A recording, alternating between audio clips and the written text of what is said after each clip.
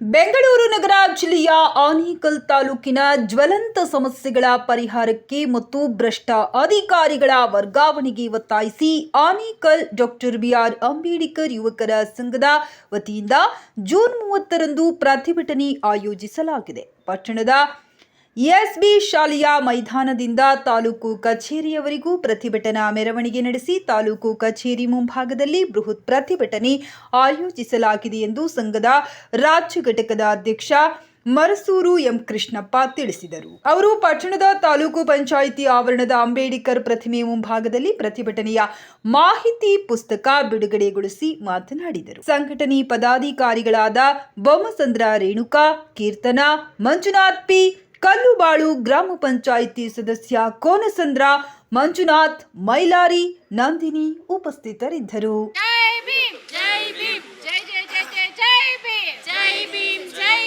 ಭಾರತ ರತ್ನ ಅಂಬೇಡ್ಕರ್, ಭಾರತ ರತ್ನ ಅಂಬೇಡ್ಕರ್, ಮಾನವ ಅಂಬೇಡ್ಕರ್, ಪರಿಸರ ಪ್ರೇಮಿ ಅಂಬೇಡ್ಕರ್, ಪುಸ್ತಕ ಪ್ರೇಮಿ ಅಂಬೇಡ್ಕರ್, ಬಡವರ ಬಂಧು ಅಂಬೇಡ್ಕರ್, ದೀನರ ಬಂಧು ಅಂಬೇಡ್ಕರ್, ವಿಶ್ವ ಮಾನವ ಅಂಬೇಡ್ಕರ್, ಮಹಾನಾಯಕ ಅಂಬೇಡ್ಕರ್, ಮಹಾಮೇಧಾವಿ ಅಂಬೇಡ್ಕರ್, ಮಹಾಜ್ಞಾನಿ ಅಂಬೇಡ್ಕರ್, ನಿಮ್ಮೆಲ್ಲರ ಬಂಧು ಅಂಬೇಡ್ಕರ್, ಪರಿಸರ ಪ್ರೇಮಿ ಅಂಬೇಡ್ಕರ್, ಎಲ್ಲ ಜಾತಿ ವರ್ಗದ ನಾಯಕ ಅಂಬೇಡ್ಕರ್, ಎಲ್ಲ ಜಾತಿ ವರ್ಗದ ಮಹಾನಾಯಕ ಅಂಬೇಡ್ಕರ್. ಜೈ ಭೀಮ್, ಜೈ ಭೀಮ್, ಜೈ ಭೀಮ್, ಜೈ ಭೀಮ್, ಜೈ ಜೈ ಜೈ ಜೈ ಜೈ ಭೀಮ್, ಜೈ ಭೀಮ್, ಜೈ ಭೀಮ್, ಜೈ ಜೈ ಜೈ ಜೈ ಜೈ ಭೀಮ್, ಜೈ ಭೀಮ್, ಜೈ ಭೀಮ್. ಭಾರತ ರತ್ನ ಸಂವಿಧಾನ ಶಿಲ್ಪಿ ಮಹಾಮಾನವತಾವಾದಿ ಬಾಬಾ ಸಾಹೇಬ್ ಅಂಬೇಡ್ಕರ್ ಸಂವಿಧಾನ ಅಡಿಯಲ್ಲಿ ನಮಗೆ ಸಿಗಬೇಕಾದ ಮೂಲಭೂತ ಹಕ್ಕುಗಳು ಇದುವರೆಗೂ ಸರಿಯಾದ ರೀತಿಯಲ್ಲಿ ಸಿಗ್ತಾ ಇಲ್ಲ. ಯಾವತ್ತೂ ನಮ್ಮಲ್ಲಿ ಒಗ್ಗಟ್ಟಿಲ್ಲ, ನಮ್ಮಲ್ಲಿ ನಾಯಕತ್ವ ಯಾವಾಗಿಲ್ಲ, ನಮ್ಮ ಹೋರಾಟದಲ್ಲಿ ಯಾವಾಗ ಹಿಂದೆ ಇದ್ದಾವೆ ಆವಾಗ ನಮಗೆ ಹಕ್ಕುಗಳು ನಮ್ಗೆ ಸಿಗ್ತಾ ಇಲ್ಲ. ಏನಿವತ್ತು ನಮ್ಮ ಹಕ್ಕುಗಳಿಗೆ ಯಾವ ರೀತಿ ಪಡ್ಕೊಬೇಕಂದ್ಬಿಟ್ಟು Anekal doctor B R Ambedkar ಸಂಘ ವತಿಯಿಂದ ಇದೇ ತಿಂಗಳು 30ನೇ ತಾರೀಕು ಭಾರೀ ಬೃಹತ್ ಮಟ್ಟದಲ್ಲಿ ಒಂದು ಪ್ರತಿಭಟನೆ ಕಾರ್ಯಕ್ರಮ ಹಮ್ಮಿಕೊಂಡಿದ್ರಿ. ಏನು ಪ್ರತಿಭಟನೆ ಕಾರ್ಯಕ್ರಮ ಅಂದರೆ ಇಲ್ಲಿ ಆನೇಕಲ್ ತಹಸೀಲ್ದಾರ್ ಒಬ್ಬ ಭ್ರಷ್ಟ ಅಧಿಕಾರಿ ಮತ್ತು ಸ್ಪೆಷಲ್ ತಹಸೀಲ್ದಾರ್ ಒಬ್ಬ ಕರಿ ನಾಯಕ, ಒಬ್ಬ ಅಯೋಗ್ಯ, ಅವನ ವಿರುದ್ಧ ಮತ್ತು ಸ್ಪೆಷಲ್ ಮತ್ತು ಈಗ ಇರ್ತಕ್ಕಂಥ ಹಾಲಿ ತಹಸೀಲ್ದಾರ್ ವಿರುದ್ಧ ಒಂದು ಭಾರಿ ಬೃಹತ್ ಪ್ರತಿಭಟನೆ ಮಾಡ್ತಾಯಿದ್ರಿ. ಏನಿವತ್ತು ಪ್ರತಿಭಟನೆ ಬಂದರೆ ಅವ್ರು ಮಾಡಿರ್ತಕ್ಕಂಥ ಅವ್ಯವಹಾರಗಳು, ಮಾಡಿರ್ತಕ್ಕಂಥ ಕೆಲವು ಅಕ್ರಮ ದಬ್ಬಾಳಿಕೆ ಮತ್ತು ದೌರ್ಜನ್ಯಗಳ ದಾಖಲಾತಿಗಳು ಮಾಡ್ತಿರೋದೆ ಇವೆಲ್ಲ ನಾವು ಕಾಣಿಸೋದಕ್ಕೆ ಒಂದು ಪ್ರತಿಭಟನೆ ಕಾರ್ಯಕ್ರಮ ಹಮ್ಮಿಕೊಂಡಿದ್ರಿ. ಇವತ್ತು ಏನು ಕರಿ ನಾಯಕ ಕೆಲವು ಅಕ್ರಮ ಆದೇಶಗಳು, ಕೆಲವು ಫೌಜಿ ಅಕ್ರಮ ಆದೇಶಗಳು, ಫೌಜಿ ಖಾತೆಗಳು ಎಲ್ಲ ಒಂಥರ ಅಕ್ರಮವಾಗಿ ದುಡ್ಡು ಬೇಡಿಕೆ ಇಕ್ಕು ಅನೇಕ ಜನಸಾಮಾನ್ಯ ಸುಲಿಗೆ ಮಾಡಿ ಕೋಟ್ಯಾಂತರ ರೂಪಾಯಿ ಆಸ್ತಿ ಮಾಡಿದರೆ ಅವ್ರ ಆಸ್ತಿಯನ್ನು ತನಿಖೆ ಮಾಡಿ ಮುಟ್ಕೊಳ್ಳು ಹಾಕೊಬೇಕು, ಅವನ್ನ ಸೇವೆಯನ್ನು ವಜಾ ಮಾಡಬೇಕು. ಅದೇ ರೀತಿ ಈ ಹಿಂದೆ 7 ತಿಂಗಳ ಹಿಂದೆ ನಾವು ಒಂದು ಭಾರಿ ಮೂಲಭೂತ ಹಕ್ಕುಗಳ ವಿಚಾರವಾಗಿ ಪ್ರತಿಭಟನೆ ಮಾಡಿದ್ವಿ. ಆ ಪ್ರತಿಭಟನೆ ನಮಗೆ ವಿಚಾರವಾಗಿ ಇದುವರೆಗೂ ಆ ಕಳ್ಳ ತಹಸೀಲ್ದಾರು ಇರುವ ನಮ್ಗೆ ಒಂದು ಯಾವುದೇ ಉತ್ತರ ಕೊಡಿಲ್ಲ, ಒಂದು ನಮ್ಗೆ ಯಾವುದೇ ಥರ ಒಂದು ಕಾನೂನುಬದ್ಧವಾಗಿ ಒಂದು ಮನವಿಗಳ ಮುಖ ನಮ್ಗೆ ಯಾವುದೋ ಒಂದು ಸ್ಪಂದಿಸಿಲ್ಲ. ಆ ವಿಚಾರ ಒಂದು ಪ್ರತಿಭಟನೆ ಮಾಡಿ ಅವನ ಸೇವೆಯನ್ನು ವಜಾ ಮಾಡಬೇಕು ಅನ್ನೋ ಒಂದು ಕಾರ್ಯಕ್ರಮ ಮಾಡ್ತಾಯಿದ್ರಿ.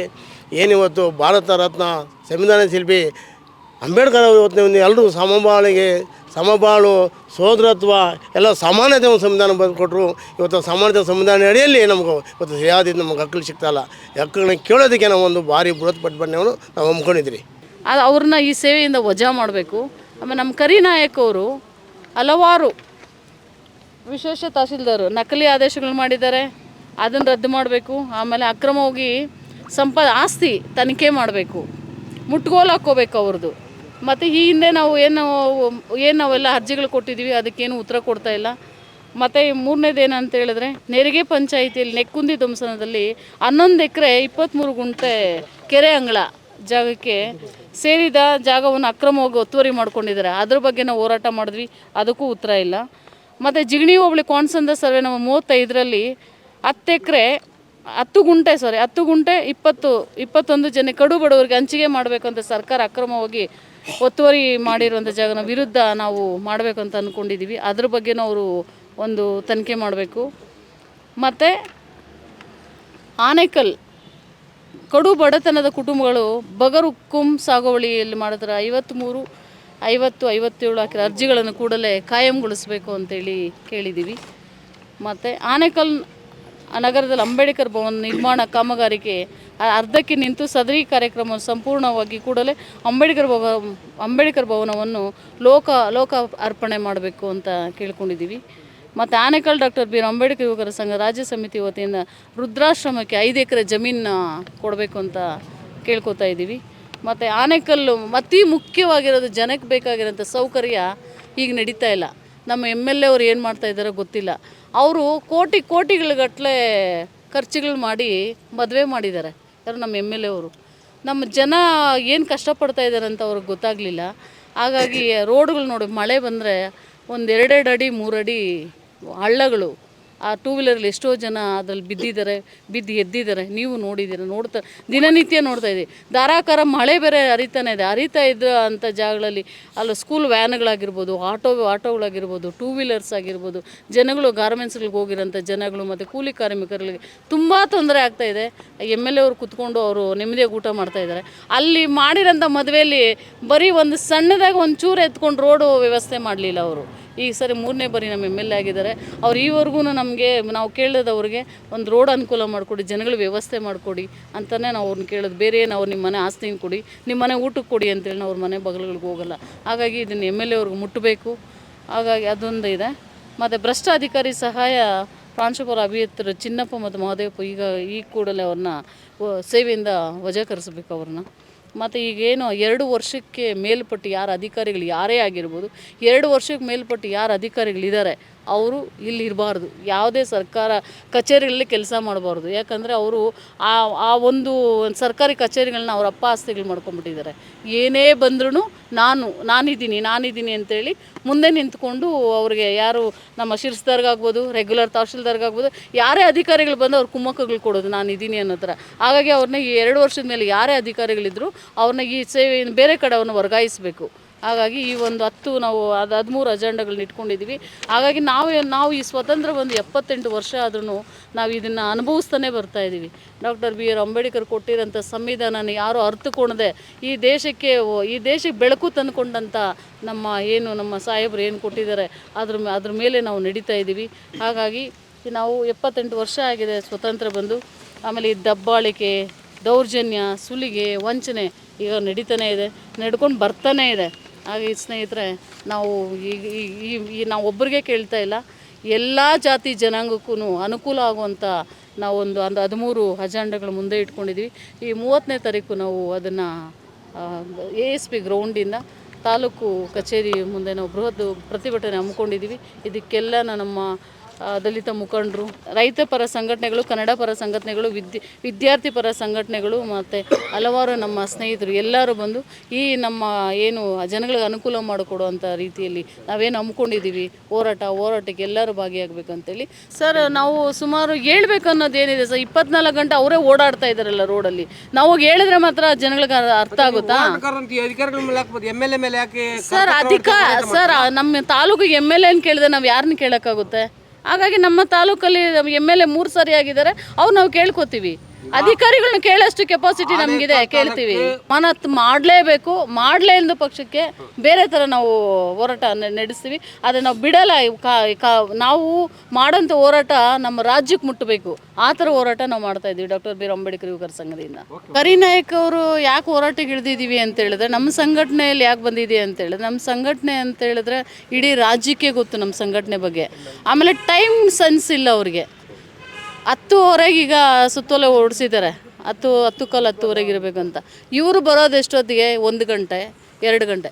ರೆಗ್ಯುಲರ್ ಬರೋದು 3 ಗಂಟೆಗೆ. ಎಲ್ಲಿ ಹೋಗ್ತಾರೆ ಇವರು? ಏನು ಮಾಡ್ತಾರೆ? ಕೇಳೋರಿಲ್ಲ, ಮಾಡೋರಿಲ್ಲ. ಇವತ್ತು ಹೋಗಿ ನಾವೇ ಅಲ್ಲಿ ಕೂತ್ಕೊಂಡು ನಮ್ಮ ಕನ್ನಡಮೆ ಮಂಜು ಅವರು, ನಮ್ಮ ಬ್ರದರ್ ಅವರು ಏನಂದರು, ನಾವು ಹೋದ ವರ್ಷ 31ನೇ ತಾರೀಕು 7ನೇ ತಿಂಗಳು ನಾವೊಂದು ಪ್ರತಿಭಟನೆ ಮಾಡಿದ್ವಿ. ಆ ಪ್ರತಿಭಟನೆ ನಾವು ಇಷ್ಟೆಲ್ಲ ನಾವು ಬಡವ್ರಿಗೋಸ್ಕರ ನಾವು ಒತ್ತಾಯ ಮಾಡಿ, ಹಕ್ಕು ಒತ್ತಾಯಕ್ಕೋಸ್ಕರ ನಾವು ಕಷ್ಟಪಟ್ಟು ನಾವು ಮಾಡಿದ್ದೀವಿ. ನೀವು ಯಾಕೆ ಅದಕ್ಕೆ ಉತ್ತರ ಕೊಡ್ತೀವಿ ರೀ? ಈಗಲ್ಲ, ಇನ್ನು 10 ತಿಂಗಳು ಬಿಟ್ಟು ಕೊಡ್ತೀವಿ. ಇನ್ನು 10 ತಿಂಗಳು ಬಿಟ್ಟು ಕೊಡೋವಂಥದ್ದು ಆ ಸರ್ಕಾರದಲ್ಲಿ ಇರೋವಂಥ ಅಧಿಕಾರಿ ಅವರು ಬೇಡ. ಈ ನಮ್ಮ ಕರಿನಾಯಕನೂ ಅಮಾನತು ಮಾಡಬೇಕು, ಅವ್ರ ಸೇವೆಯಿಂದ ವಜಾ ಮಾಡಬೇಕು. ರೆಗ್ಯುಲರ್ ತಹಶೀಲ್ದಾರ್ ಯಾರಿದ್ರೆ ಅವ್ರನ್ನೂ ಈ ಸೇವೆಯಿಂದ ವಜಾ ಮಾಡಬೇಕು. ಅವ್ರು ಇಲ್ಲಿ ನಮ್ಮ ತಾಲೂಕಲ್ಲಿ ಮಾಡೋವಂಥ ಯೋಗ್ಯತೆ ಅವ್ರಿಗಿಲ್ಲ.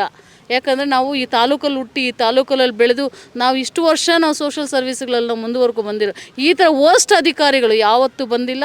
ಹಾಗಾಗಿ ಅವ್ರ ಮೇಲೆ ಉಗ್ರವಾದ ಹೋರಾಟ ಮಾಡ್ತೀವಿ. ಈ ಸರಿಯಾದ ಟೈಮಿಗೆ ಬರಲಿಲ್ಲ ಅಂದ ಪಕ್ಷದಲ್ಲಿ ಇಲ್ಲಿ ಸರಿಯಾದ ಪಕ್ಷಕ್ಕೆ ಬಂದಿಲ್ಲ ಅಂದ ಪಕ್ಷದಲ್ಲಿ ನಾವು ಡಾಕ್ಟರ್ ಬಿ ಆರ್ ಅಂಬೇಡ್ಕರ್ ಯುವಕರ ಸಂಘ ಏನಿದ್ದೀವಿ ನಾವು ಎಚ್ಚೆತ್ಕೊಂಡು ಅವ್ರನ್ನ ಈ ಸೇವೆಯಿಂದ ವಜಾ ಮಾಡೇ ಮಾಡ್ತೀವಿ ಅಂತೇಳಿ ಖಡಕ್ಕಾಗಿ ಉತ್ತರ ಹೇಳ್ತಾ ಇದ್ದೀವಿ. ಹಾಗೆ ನಾವು ಏನು ಹೋರಾಟ ಮಾಡ್ತೀವಿ ಅವರು ನಮಗೆ DCಲಿಗೆ ಬರಬೇಕು. ಡೆಪ್ಟಿ ಕಮಿಷನರು ಇಲ್ಲಿ ಬಂದು ನಮ್ಮ ಮನವಿ ಪತ್ರನ ಅವ್ರು ತೊಗೋಬೇಕು. ತಹಶೀಲ್ದಾರ್ ಬರ್ತಾರೆ, ತೊಗೊಂಡು ಬುಟ್ಟಿಗೆ ಹಾಕ್ತಾರೆ ಏನೋ ಗೊತ್ತಿಲ್ಲ ಸರ್.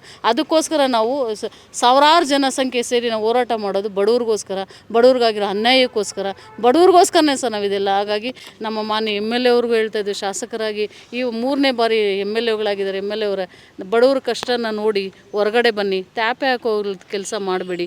ಎಲ್ಲಿ ನಾವು ಹೋಗಿದ್ದೇವೆ ರೋಡ್ ಕೇಳ್ತಾ ಇದ್ದೀವಿ, ರೋಡ್ ಮಾಡಿಕೊಡಿ.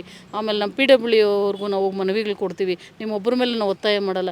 ಇದನ್ನೆಲ್ಲ ನಮ್ಮ ಜನಗಳಿಗೋಸ್ಕರ ಮಾಡೋದ್ರಿಂದ ನೀವು ಜನಗಳಿಗೋಸ್ಕರ ಒಂದು ಅಭಿಮಾನದಿಂದ ನಾವು ಹೇಳ್ತಾ ಇದ್ದೀವಿ, ದಯವಿಟ್ಟು ರೋಡಿನ ವ್ಯವಸ್ಥೆನ ನೀಟಾಗಿ ಮಾಡಿಕೊಡಿ ಅಂತ MLA ಅವರು ಕೇಳ್ಕೊತಾ ಇದ್ದೀವಿ. ಜೈ ಭೀಮ್. ಆನೇಕಲ್ ಡಾಕ್ಟರ್ BR ಅಂಬೇಡ್ಕರ್ ಯುವಕ ಸಂಘದ ಅಧ್ಯಕ್ಷರಾದಂಥ ಡಾಕ್ಟರ್ M ಕೃಷ್ಣಪ್ಪ ಮರ್ಸೂರ್ ಅವರೇನು ಇವತ್ತು ಸುದ್ದಿಗೋಷ್ಠಿ ಕರೆದಿದ್ದಾರೆ. ಇದು ತಾಲೂಕಲ್ಲಿ ನಾನು ಕಂಡಂತೆ 3 ತಿಂಗಳಿಂದ ನಾನು ಸತತವಾಗಿ ತಾಲೂಕು ಓಡಾಡ್ತಾ ಇದ್ದೀನಿ, ಒಂದೇ ಒಂದು ಸಾಗುವಳಿ ಚೀಟಿಗೋಸ್ಕರ. ಅಲ್ಲಿರತಕ್ಕಂಥ ಯಾರು ಮಹೇಶ್ ಅವರು ನನಗೆ ನಾಳೆ ಜೆರಾಕ್ಸು ಮತ್ತು ಏನದು ಸ್ಕ್ಯಾನಿಂಗು ಅಂತ ಹೇಳ್ತಾರೆ. ಸ್ಪೆಷಲ್ ರೆಗ್ಯುಲರ್ ತಹಶೀಲ್ದಾರ್ಗೆ ಯಾರು CRE ಸೆಲ್ಲಲ್ಲಿ ಕೇಳಿರೋದು ಅದನ್ನು ಏನೋ ಸಾಗುವಳಿ ಚೀಟಿ ಬೇಕು ಅಂತ DCREಯಿಂದ ಕೇಳಿ ಲೆಟ್ರ್ ಹಾಕಿದ್ರೆ ಕೂಡ ಇದುವರೆಗೂ ಅದಕ್ಕೆ ಉತ್ತರ ಇಲ್ಲ. ನನಗೆ ಆಗ ಅನಿಸ್ತಾ ಇದೆ, ಏನಪ್ಪ ಇದು ಸರ್ಕಾರಿ ಕಚೇರಿನ ಇಲ್ಲ ಇವ್ರ ಸ್ವಂತ ಕಚೇರಿನ ಅಂತ ನನಗೆ ಬೇಸರ ಆಗಿದೆ. ಸೊ ನಾವು ಅಂದ್ಕೊಂಡಿದ್ವಿ ಅದನ್ನು ಅಧ್ಯಕ್ಷರು ಇವುಗಳನ್ನೆಲ್ಲ ಬಯಲಿಗೆ ತೆಗಿಯೋಂಥ ಕೆಲಸ ಮಾಡಿದ್ದಾರೆ. ನಾವು ಆ ಕ್ಷಣ ಹೋದಾಗ ಮಾತ್ರ ನಮಗೆ ಸಮಾಧಾನಕರವಾಗಿ ಆರೈಕೆ ಹೇಳ್ಬಿಟ್ಟು ನೈಸಾಗಿ ಕಳಿಸ್ತಾ ಇದ್ದಾರೆ ಆಫೀಸರ್ಸು. ಅಲ್ಲಿರ್ತಕ್ಕಂಥ ಸುಮಾರು ಅಲ್ಲಿ ನನಗೆ ಗೊತ್ತಿರೋಂಗೆ ಎಲ್ಲ ಈ 15 ವರ್ಷದ ಮೇಲೆ ಸರ್ವಿಸ್ ಆಗಿಬಿಟ್ಟಿದ್ದಾರೆ. ಅವ್ರಿಗೇನಾಗಿದೆ, ತಾಲೂಕಲ್ಲಿ ಯಾರು ಬಂದು ನಮ್ಮನ್ನೇನು ಮಾಡೋಕ್ಕಾಗಲ್ಲ ಅನ್ನೋದಿದ್ದಾರೆ. ಅದರಲ್ಲೂ ನನಗೆ ಗೊತ್ತಿರೋ ಪ್ರಕಾರ ಜಾಸ್ತಿ ಜನ SC ST ನಮ್ಮ ಕಮ್ಯುನಿಟಿಯವರೇ ಇದ್ದಾರೆ. ಅವ್ರಿಗೇನು ತಾಲೂಕಲ್ಲಿ ನಮ್ಮನ್ನು ಯಾರು ಏನೂ ಕೇಳಲ್ಲ, ನಮಗೇನು ಮಾಡ್ತಾರೆ ಅನ್ನೋ ಒಂದು ಇದಿದೆ. ದಯವಿಟ್ಟು ಅಂಥ ಅಧಿಕಾರಿಗಳನ್ನ ಕೂಡಲೇ ಚೇಂಜ್ ಮಾಡಬೇಕು. ಈಗ ನಮ್ಮ ಅಧ್ಯಕ್ಷರು ಹೇಳ್ದಂಗೆ ಅಲ್ಲಿನ ಆಡಳಿತ ವ್ಯವಸ್ಥೆನ ಸ್ವಲ್ಪ ಚುರುಕುಗೊಳಿಸಿ ಅದನ್ನು ಕೆಲಸ ಮಾಡಿದ್ರೆ ಜನರಿಗೆ ಮತ್ತೆ ಅದು ಅನುಕೂಲ ಮಾಡೋ ನಿಟ್ಟಿನಲ್ಲಿ ಆಗ್ತದೆ. ಇಲ್ಲ ಅಂತಂದರೆ ಅದು ತಾಲೂಕು ಕಚೇರಿ ಆಗಲ್ಲ. ಅದೊಂಥರ ಅದಕ್ಕೆ ನನಗೆ ಹೆಸರೇ ಇಲ್ಲ ಅದು ಕೇಳೋಕ್ಕೆ, ಆ ಥರ ಕಚೇರಿ ಆಗ್ತಿದೆ. ನಾನೇ ಓಡಾಡಿ ಬೇಜಾರಾಗಿದೆ. ಒಂದು ಸಾಗುವಳಿ ಚೀಟಿಗೆ ನಾನು ಎಷ್ಟು ಸರಿ ಓಡಾಡಿದ್ದೀನೋ, ತಿಂಗಳಲ್ಲಿ 26 ದಿವಸನೂ ಓಡಾಡಿದ್ದೀನಿ ರಜೆಗಳಿರೋದು ಬಿಟ್ಟು. ಅದು ಎಷ್ಟು ಡೀಸೆಲ್ ವೇಸ್ಟ್ ಆಗಿದೆಯೋ, ನನ್ನ ಟೈಮ್ ವೇಸ್ಟ್ ಆಗಿದೆಯೋ ಗೊತ್ತಿಲ್ಲ. ಈ ಥರ ಆಗಿದೆ. ದಯವಿಟ್ಟು ತಾಲೂಕು ಕಚೇರಿ ಆಗ್ಬೋದು ಮತ್ತು ನಮ್ಮ ಆನೇಕಲ್ ತಾಲೂಕಲ್ಲಿ ಇರೋಂಥ ಎಲ್ಲ ಕಚೇರಿಗಳೂ ಅಷ್ಟೇ, ತಾಲೂಕ್ ಪಂಚಾಯತು ಅಷ್ಟೇ, BEO ಆಫೀಸು ಅಷ್ಟೇ, ಮಾಸ್ಟರ್ಗಳು ಸರಿಯಾಗಿರಲ್ಲ. ಅವ್ರ ಟೈಮಿಂಗ್ಸ್ ಬರೋದು ಗೊತ್ತಿರಲ್ಲ ಅವ್ರಿಗೆ, ಬಯೋಮೆಟ್ರಿಕ್ ಇಲ್ಲ. ಮಾತಾಡಿದ್ರೆ ಯಾಕೆ ಬಂದಿಲ್ಲ ನೆನ್ನೆ ಮಾಸ್ಟ್ರು ಅಂತ ಹೋಗಿ ಕೇಳಿದ್ರೆ ಮೀಟಿಂಗ್ ಅಂತಾರೆ. PDOಗಳು ಅಷ್ಟೇ, ಯಾಕೆ ಬಂದಿಲ್ಲ ಅಂದರೆ ಮೀಟಿಂಗು. ಜಿಲ್ಲಾ ಪಂಚಾಯತಿಗೆ ಯಾರಿಗಾನ ಫೋನ್ ಮಾಡಿ ಕೇಳಿದ್ರೆ ಇಲ್ಲ, ಯಾರೂ ಇಲ್ಲ, ಮೀಟಿಂಗೇ ಇಲ್ಲ ಸರ್, ಬಂದಿಲ್ಲ ಅಂತಾರೆ. ಸೊ ಹಾಗಾಗಿ ಏನು ಅಧ್ಯಕ್ಷರು ಈ ಕಾರ್ಯಕ್ರಮ ನಂಬ್ಕೊಂಡಿದ್ದಾರೆ, ಇದು ಯಶಸ್ವಿ ಆಗಲಿ, ಜನರಿಗೆ ಇದರಿಂದ ಅನುಕೂಲ ಆಗಿ ಅಧಿಕಾರಿಗಳು ಸ್ವಲ್ಪ ಯಾರು ಸುಮಾರು ವರ್ಷಗಳಿಂದ ಇಲ್ಲಿ ಠಿಕಾಣಿ ಹುಡ್ಕೊಂಡಿದ್ದಾರೆ ಅವ್ರನ್ನ ವರ್ಗಾವಣೆ ಮಾಡಿ ಹೊಸ ಅಧಿಕಾರಿಗಳನ್ನ ಹಾಕಬೇಕು. ಅದ್ರ ಮೇಲಾಗಿ ಕೆಲವರು ಹೊಸ ಹುಡುಗರು ಬಂದಿದ್ದಾರೆ. ಅವ್ರೇನು ತುಂಬಿಕೊಡ್ಬೇಕು, ಅದೇನ ರಿಪೋರ್ಟ್ ಬರಿಬೇಕಂದಾಗ ಕೆಲವರೆಲ್ಲ ನಾರ್ತ್ ಕರ್ನಾಟಕದಿಂದ ಬಂದಿದ್ದಾರೆ. ಅವ್ರು ಹೆಂಗೆ ಅಂದರೆ ಒಂಥರ ಜಿಡ್ಡಿಡ್ಕೊಂಬಿಟ್ಟಿದ್ದಾರೆ, ಅವ್ರು ಕೆಲಸ ಮಾಡೋಕ್ಕೆ ಗೊತ್ತಿಲ್ಲ. 10 ಸರಿ ತಿರುಗಬೇಕು ಅವ್ರ ಹತ್ರನೂ. ಅವರೇನೋ ಫೈಲ್ಗಳಲ್ಲಿ ಹಾಕಿ ಮುಚ್ಚಿಟ್ಕೊಂಡು ಅವ್ರು ಹೇಳ್ಬೇಕು ಇವ್ರು ಹೇಳ್ಬೇಕು ಅಂತಾರೆ. ಯಾರು ಹೇಳ್ಬೇಕಂತ ಗೊತ್ತಿಲ್ಲ. ಒಂದು ಸರಿ ಸ್ಪೆಷಲ್ ಆಗಲಿ ರೆಗ್ಯುಲರ್ ಆಗಲಿ ಸಿಗ್ನೇಚರ್ ಹೋದಾಗ ಅದನ್ನು ಫೈಲ್ನ ಫಾರ್ವರ್ಡ್ ಮಾಡಬೇಕು. ಅದು AC ಆಫೀಸ್ಗೆ ಹೋಗ್ಬೇಕು, DC ಆಫೀಸ್ಗೆ ಹೋಗ್ಬೇಕು, ಮಾಡಲ್ಲ. ನನ್ನದೇ ಒಂದು ಫೈಲ್ ಇಲ್ಲೇ ಇದೆ, ಅದೇ ಥರ ಇದೆ. ನಾನು ಒಂದು 15 ದಿವಸ ಮುಂಚೆ ತಹಶೀಲ್ದಾರ್ ಆದೇಶ ಆಗಿದೆ, ಆದರೆ ಅದ್ರ ಮೇಲೆ ಎಲ್ಲ ರಿಪೋರ್ಟ್ ಆಗಿದೆ. ಫೈಲ್ ಮಾತ್ರ ಇಲ್ಲಿದೆ, ನಂಬರ್ ಮಾತ್ರ AC ಆಫೀಸಲ್ಲಿದೆ. ಸೊ ಹೀಗಾಗಿ ನಾನು ಕಂಡಂಗೆ ಇಲ್ಲಿ ನಡೀತಿರ್ತಕ್ಕಂಥ ಭ್ರಷ್ಟಾಚಾರ ಮತ್ತು ಏನಕ್ಕೆ ಅವ್ರು ಲೇಟ್ ಮಾಡ್ತಾರೆ ಅಂದರೆ ಹಣದಾಸೆಗೋಸ್ಕರನೇ ಲೇಟ್ ಮಾಡೋದು ಅಷ್ಟೇ, ಇನ್ನೇನು ನೇರವಾಗಿ ಹೇಳ್ಬಿಡೋದು ಅದು. ಹಾಗಾಗಿ ಇದನ್ನು ಏನು ಇವಾಗ ನಮ್ಮ ಈ ಸಂಘಟನೆ ಏನು ಇದನ್ನು ಕೈಗೆತ್ಕೊಂಡೈತೆ, ಇದರ ಮುಖಾಂತರ ನಾವು ಅದನ್ನು ಪ್ರತಿಭಟಿಸೋದ್ರ ಮುಖಾಂತರ ಆ ದಿನ ಅವತ್ತು ಉತ್ತರ ಕೊಡ್ತೀವಿ ಸರ್. ಆನೇಕಲ್ ತಾಲೂಕು ಒಂದು ಭ್ರಷ್ಟಾಚಾರದ ಒಂದು ಕಚೇರಿಗಳಾಗಿ ಇವತ್ತು ಮಾರ್ಪಾಡಾಗ್ತಿದ್ದಾವೆ. ಯಾಕಂದರೆ ಇವತ್ತು ಜನಸಾಮಾನ್ಯರಿಗೆ ಇಲ್ಲಿ ಯಾವುದೇ ರೀತಿಯ ಒಂದು ಕೆಲಸ ಕಾರ್ಯಗಳು ತ್ವರಿತವಾಗಿ ಆಗ್ತಾಯಿಲ್ಲ. ಕಾರಣ ಏನಂದರೆ ಇಲ್ಲೆಲ್ಲ ಭ್ರಷ್ಟಾಚಾರಗಳ ಲಂಚಾವತಾರನೇ ತುಂಬೋಗಿದ್ದಾವೆ. ಇವತ್ತೊಬ್ಬ ಅಟೆಂಡರಿಂದ ಹಿಡಿದು ಮೇಲಧಿಕಾರಿವರೆಗೂ ಇವತ್ತು ಲಂಚ ಅನ್ನೋದ್ರ ಬಗ್ಗೆ ಬಂದ್ಬಿಟ್ಟಿದೆ. ಎಲ್ಲ ಭ್ರಷ್ಟರೇ ಆಗ್ಬಿಟ್ಟಿದ್ದಾರೆ. ಇವತ್ತು ಏನಾದರೂ ನಮ್ಮ ಒಂದು ಹಕ್ಕುಗಳನ್ನು ನಾವು ಪಡಿಬೇಕಂದ್ರೆ ಒಂದು ಹೋರಾಟ ಮಾಡಬೇಕು. ಆ ಹೋರಾಟಕ್ಕೆ ನಾವು ನಿಮ್ಮ ಥರ ಸಂಬಳ ತಗೊಂಡು ಜನರ ದುಡ್ಡಲ್ಲಿ ಶೋಕಿ ಮಾಡ್ತಿಲ್ಲ ಅಧಿಕಾರಿಗಳು. ನೆನಪಿಟ್ಕೊಳ್ಳಿ, ವಿಶೇಷವಾಗಿ ತಹಶೀಲ್ದಾರ್ಗೆ ಹೇಳ್ತಾ ಇದ್ದೀನಿ. ಆ ತಹಶೀಲ್ದಾರ್ ಹೆಸರಿಗೆ ತಕ್ಕಂಗೆ ಮೂಡಾಳ್ ಅಂತ ಏನಿದೆ, ಅವ್ರು ಮೂಡಾಳಲ್ಲ, ಅದು ಬೇರೆನೇ ಅರ್ಥ ಆಗೋಗುತ್ತೆ. ಅದನ್ನು ಜನಗಳು ಅರ್ಥ ಮಾಡ್ಕೊಬೇಕು. ತಾಲೂಕಲ್ಲಿರೋ ಪ್ರತಿಯೊಬ್ಬ ನಾಗರಿಕರು ಇದ್ರ ಬಗ್ಗೆ ಯೋಚನೆ ಮಾಡಬೇಕು. ಇಂಥ ಒಂದು ಭ್ರಷ್ಟ ಅಧಿಕಾರಿಗಳನ್ನು ನಾವು ಕಿತ್ತು ಎಸೆಯೋವರೆಗೂ ಈ ತಾಲೂಕು ಕಚೇರಿ ಆಗ್ಬೋದು ಅಥವಾ ಸರ್ಕಾರಿ ಕಚೇರಿಗಳು, ತಾಲೂಕು ಕಚೇರಿ ಅಂತನಲ್ಲ, ಸರ್ಕಾರಿ ಕಚೇರಿಗಳೇನಿದ್ದಾವೆ, ಸರ್ಕಾರಿ ಕಚೇರಿಗಳು ಹಣ ಮಾಡೋ ಅಂತಹ ಒಂದು ATM ಬ್ಯಾಂಕ್ಗಳಾಗೋಗಿದ್ದಾವೆ. ಈ ಅಧಿಕಾರಿಗಳು ಏನಿದ್ದಾರೆ, 1 ವರ್ಷ 2 ವರ್ಷ ಈ ಅಧಿಕಾರದಲ್ಲಿ ಇರೋಂತಹ ಒಂದು ಅಧಿಕಾರಿಗಳೇನಿದ್ದಾರೆ, ಆ ಅಧಿಕಾರಿಗಳನ್ನ 1 ವರ್ಷ 2 ವರ್ಷ ಬಿಟ್ಟು ವರ್ಗಾವಣೆ ಮಾಡ್ತಾ ಇದ್ದಾಗ ಮಾತ್ರ ಈ ಒಂದು ಇದು ದಂಧೆಗಳು ಏನಿದ್ದಾವೆ, ಈ ಲಂಚಾವತಾರ ಕಮ್ಮಿ ಆಗ್ತವೆ. ಅವರು ಇಲ್ಲಿ ಬೇರೆ ಬಿಟ್ಟು ಆ ಲಂಚ ಅನ್ನೋ ಆಸೆ ಬಿದ್ದು ಇವತ್ತು ಮಾಡಬಾರ್ದು ಕೆಲಸಗಳನ್ನೆಲ್ಲ ಮಾಡಿ ಜನರಿಗೆ ತೊಂದರೆ ಕೊಡೋಂಥ ಕೆಲಸಗಳನ್ನ ಮಾಡ್ತಿದ್ದಾರೆ. ಇವತ್ತು ನಾವು ಹೋರಾಟ ಏನಕ್ಕೆ ಮಾಡ್ತೀವಿ? ನಮಗೆ ನಿಮ್ಮಿಂದ ನ್ಯಾಯ ಸಿಗಲಿಲ್ಲ ಅಂದರೆ ನಾವು ಹೋರಾಟ ಮಾಡ್ತೀವಿ. ಆ ಹೋರಾಟ ಮಾಡಿ ನಾವು ನಿಮ್ಗೊಂದು ಅಜೆಂಡಾ ಕೊಟ್ಟರೆ ಆ ಅಜೆಂಡಾಗೆ ಅದಕ್ಕೆ ಒಂದು ಪ್ರತ್ಯುತ್ತರ ಕೊಡೋಂಥ ಕೆಲಸನ ಅಥವಾ ಅದ್ರ ಬಗ್ಗೆ ಕ್ರಮ ತಗೊಳ್ಳೋಂಥ ಕೆಲಸನ ನೀವು ಅಧಿಕಾರಿಗಳು ಮಾಡಬೇಕು. ನೀವೇನು ಮಾಡ್ತಾಯಿದ್ದೀರಾ ಅಧಿಕಾರಿಗಳು? ಅದನ್ನು ತೆಗೆದು ಸೈಡಿಗಿಟ್ಟು ನಾವು ಹೋಗಿ ಕೇಳಿದಾಗ ಮಾತ್ರ ಆವಾಗ ಏನಾದ್ರು ಒಂದು ಫೋನ್ ಎತ್ಕೊಳ್ಳೋದು, ಫೋನಲ್ಲಿ ಮಾತಾಡೋದು, ಆಯಿತು ಮಾಡ್ತೀವಿ ಅಷ್ಟೇ. ಇವತ್ತು ಕೇಳಿದ್ದೀವಿ, ಇವತ್ತಿನ ಅವರ ಉತ್ತರ ಹೇಗಿದೆ ಅಂದರೆ 7-8 ತಿಂಗಳಾಗಿದೆ ಅಲ್ವ ಸರ್ ನಾವು ಕೊಟ್ಟು ಒಂದು ಅಜೆಂಡಾ, ಒಂದು ಮನವಿ ಹಕ್ಕೊತ್ತಾಯ ಪತ್ರ ಏನು ಕೊಟ್ಟಿದ್ದೀವಿ, ಅದ್ರ ಏನಾಯಿತು ಅಂತ ಕೇಳಿದ್ರೆ ಇವತ್ತು ಅವ್ರಿಗೆ ಹೇಳ್ತಿದ್ದಾರೆ ತೋರಿಕೆ ಆನ್ಸರ್. ಏನೋ ಬೇಕಾಬಿಟ್ಟು ಮಾಡ್ತೀವಿ, ನೀವು ಕೊಟ್ಟ ತಕ್ಷಣ ನಾವು ಮಾಡೋಕ್ಕಾಗುತ್ತಾ? ನಾವು ಎಲ್ಲೆಲ್ಲಿ ಬೇಕೋ ಅಲ್ಲಿ ಕಳಿಸಿದ್ದೀವಿ, ಅದು ಬರಬೇಕು, ನೋಡೋಣ, ಮಾಡೋಣ, ಇನ್ನೂ ಎಷ್ಟು ದಿವಸ ಅಂದ್ರೆ ಗೊತ್ತಿಲ್ಲ. ವರ್ಷ ಆಗುತ್ತೋ, 6 ತಿಂಗಳಾಗುತ್ತೋ, ವರ್ಷ ಆಗುತ್ತೋ, ನಮಗೆ ಗೊತ್ತಿಲ್ಲ. ಇಂಥ ಒಬ್ಬ ಅಧಿಕಾರಿ ನಮಗೆ ಬೇಕಾ? ಇಂಥ ಒಬ್ಬ ಅಧಿಕಾರಿ ಬೇಕಾ ನಮಗೆ? ನೀವೇ ಪ್ರಶ್ನೆ ಮಾಡ್ಕೊಳ್ಳಿ, ಈ ಪ್ರತಿಯೊಬ್ಬ ನಾಗರಿಕರು. ಯಾಕಂದರೆ ಇದು ಒಂದು ಸಂಘಟನೆ ಮೂಲಕ ಮಾಡ್ತಾ ಇರೋಂತಹ ಒಂದು ಸಂಘಟನೆ ಕೆಲಸ ಅಲ್ಲ. ಇದು ಸಂಘಟನೆಗಾಗಿ ಯಾವುದೇ ಲಾಭಕ್ಕೋಸ್ಕರ ಮಾಡ್ತಾರಂಥ ಒಂದು ಪ್ರತಿಭಟನೆಗಳಲ್ಲ. ಪ್ರತಿಯೊಬ್ಬ ಜನಸಾಮಾನ್ಯರಿಗೂ ಅನುಕೂಲ ಆಗೋ ರೀತಿಯಲ್ಲಿ ಮಾಡ್ತಾರಂಥ ಒಂದು ಹೋರಾಟ ಇದು. ಬೇರೆ ಸಂಘಟನೆ ನಾವು ಯಾಕೆ ಹೋಗಬೇಕು, ಇದು ಯಾರೋ ಮಾಡ್ತಿದ್ದಾರೆ ನಮ್ಗೆ ಯಾಕೆ ಬೇಕು ಅಂತ ಒಂದು ಲೇಜಿಯಾಗಿ ಒಂದು ರೀತಿಯಲ್ಲಿ ನಡ್ಕೊಳ್ಳೋಂಥ ನಮ್ಮ ಜನಗಳು ಅದನ್ನೆಲ್ಲ ಬಿಟ್ಟು ಪ್ರತಿಯೊಬ್ಬರು ಕೈ ಜೋಡಿಸ್ಬೇಕು. ಇಂಥ ಅಧಿಕಾರಗಳನ್ನ ಕಿತ್ತು ಎಸೆಯೋವರೆಗೂ ನಮ್ಮ ಹೋರಾಟ ನಿಲ್ಲಬಾರ್ದು. ಯಾಕಂದರೆ ಇದು ನೋಡಿ ನಮಗೂ ಸಾಕಾಗೋಗಿದ್ದಾವೆ. ಇವತ್ತು ನಾವು ಸಂಬಳ ಇಲ್ಲದೆ ಇವತ್ತು ನಾವೊಂದು ಸಮಾಜ ಸೇವೆ ಮಾಡ್ಕೊಂಬರ್ತಾ ಇದ್ದೀವಿ. ಜನಗಳ ದುಡ್ಡಲ್ಲಿ ನೀವು ಜೀವನ ಮಾಡ್ತಾ ಇದ್ದೀರಲ್ಲ, ಜನಗಳಿಗೆ ಏನು ಒಂದು ನ್ಯಾಯ ಕೊಡ್ತಾ ಇದ್ದೀರಾ ಅಂತ ನಾವು ಪ್ರಶ್ನೆ ಮಾಡ್ತಾ ಇದ್ದೀವಿ. ಆ ಪ್ರಶ್ನೆ ಪ್ರತಿಯೊಬ್ಬ ನಾಗರಿಕರು ಮಾಡಿದಾಗ ಏನಾಗುತ್ತೆ, ಪ್ರತಿಯೊಬ್ಬ ಅಧಿಕಾರಿನೂ ಎಚ್ಚೆತ್ಕೊತಾನೆ. ನಾವು ಯಾವತ್ತು ಪ್ರಶ್ನೆ ಮಾಡ್ತೀವೋ ಆವತ್ತು ಬದಲಾವಣೆ ಆಗುತ್ತೆ. ನಾವು ಪ್ರಶ್ನೆ ಮಾಡಿಲ್ಲ ಅಂದರೆ ಯಾವತ್ತೂ ಬದಲಾವಣೆ ಆಗಲ್ಲ. ಇದನ್ನು ಪ್ರತಿಯೊಬ್ಬ ನಾಗರಿಕರು ಅರ್ಥಕೊಬೇಕಾಗುತ್ತೆ.